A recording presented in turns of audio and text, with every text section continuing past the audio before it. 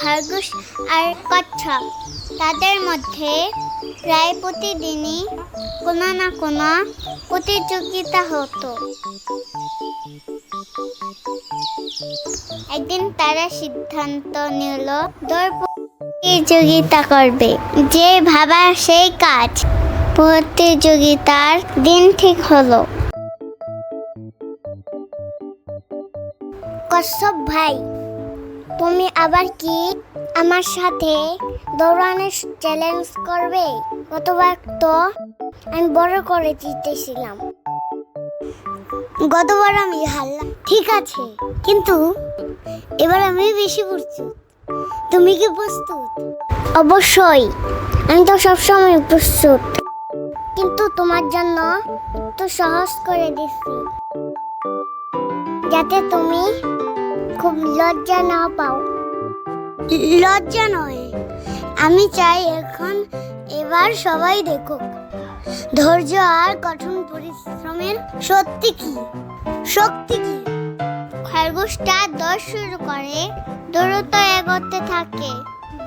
কচ্ছপটা শান্তি বজায় রেখে ধীরে ধীরে হাঁটে।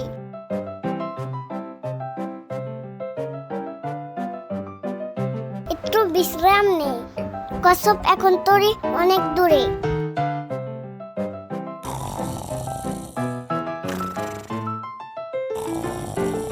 যেভাবেই হোক আমাকে জিততে হবে। আমি আমার লক্ষ্যের দিকে এগিয়ে যাই।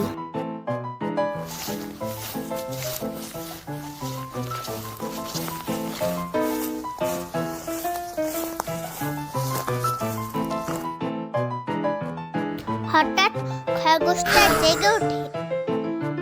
হাই, আমি কি হেরে গেলাম? কচ্ছপটা তো জিতে গিয়েছে।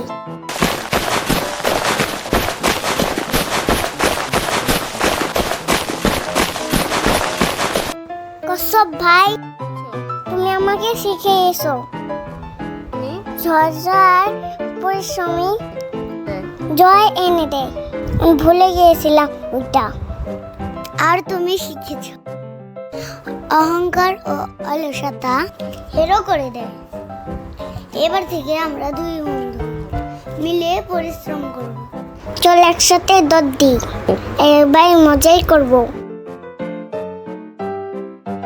এভাবে খরগোশটা তার ভুল বুঝতে পারলো এবং দুইজনে বন্ধু হয়ে গেল।